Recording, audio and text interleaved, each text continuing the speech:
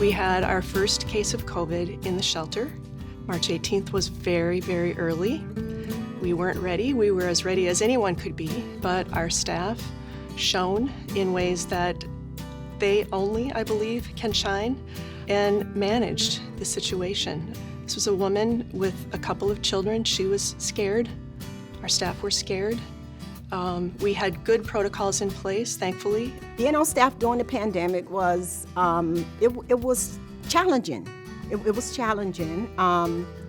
There was always that safety element. There was always the concern that an outbreak would cause, changes as far as our services. A key moment for us in the pandemic happened in April, when we realized that, on the great advice of the state, that decompressing shelter was a thing, and it was a thing that we needed to really pay attention to because we have shared eating spaces, shared living spaces, shared play spaces within our beautiful shelter facility. That was the point at which we decided to move a number of our residents and their children to a hotel. We had staff at the hotel, we had staff at our shelter on Grand Avenue. We're a nonprofit, and we realized as we got closer to the end of May that we couldn't staff two sites. And the best advice that we had from the state was that they would be safest in a hotel from a COVID perspective. COVID was the big threat at that point. In some ways, I won't say a bigger threat than the domestic violence, but we have had to balance those two threats all the way through this. And we could not take shortcuts when it came to services that were supposed to be provided to the residents. The staff came together as more of a team, depending on each other and working together as providing those services. On May 29th, it appeared that violence would be erupting again in our cities that night. We had decided to move everyone. We were going to do it gradually over a period of days. And that day, I'll probably never forget this.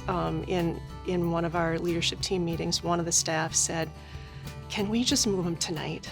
And I said, "Yes, let's do it. Let's just move them now." And it went smoothly because everyone pitched in. Folks who, prior to the pandemic, who were in an abusive relationship, they might have the opportunity to get out of the house, spend a little time away from the person who was abusing them, perhaps make a phone call on their lunch break. When we saw the shelter-in-place and stay-at-home orders come down, while they were very earnest, very scientifically driven public health measures to mitigate the spread of the virus, they were also inadvertently trapping people in their homes. And for many people, home was not a safe place. Pre-pandemic, our outreach and education program was really based on the ground in our community, reaching out direct, person to person, to schools, to business places, doing amazing work. Well, none of that could happen after the first week in March of 2020. And so our outreach team just did an immediate about face and figured out how to put all of this content, all of this information, all of this amazing work online. And by doing that, we actually have reached over 10,000 people across our state, across our nation, and actually across the world. We have reached people on 6 continents with our outreach and education program. We launched a live chat on our website. We launched a chat platform so that people who were quarantined at home with their abusers could quietly have a text conversation with an advocate about the same things they'd call the crisis line for.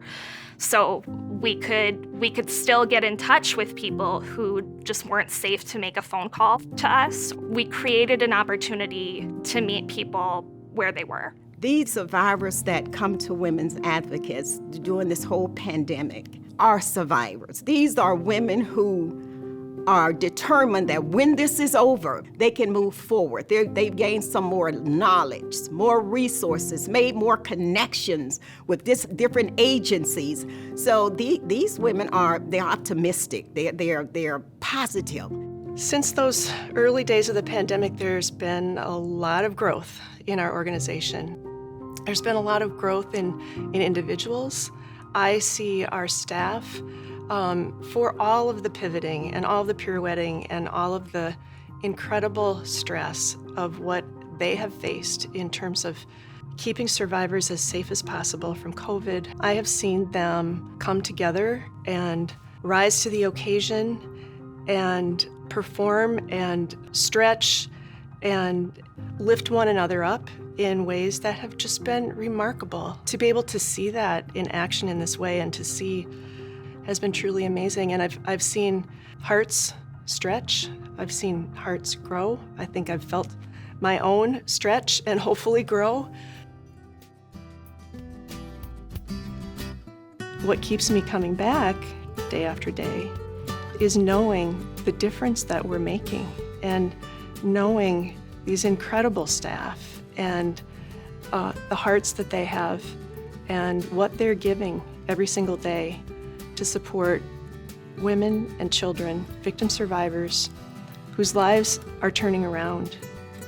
When I hear Estelle speak about the challenges that women's advocates has faced and overcome through the pandemic, I am so moved by the resilience of our staff and the survivors they work with. Resiliency. That is something we have all learned a thing or two about in the last year and a half. But for victim survivors of domestic violence, resiliency is their superpower, their survival skill. It's what leads 20,000 people to call domestic violence hotlines across the nation every day. Every year, up to 2,400 of those calls come right here to Women's Advocates, where callers receive the support they need to find safety and shelter, despite the pandemic. These callers are survivors. They bring a strength to our communities, to their families, to each other that proves they can overcome almost anything. There are challenges ahead. We are not out of this pandemic, but the staff of Women's Advocates and the victim survivors they serve will carry on. We ask you to support this powerful work right now by making a donation today. Help us sustain a safe space of strength and healing in our community. Thank you.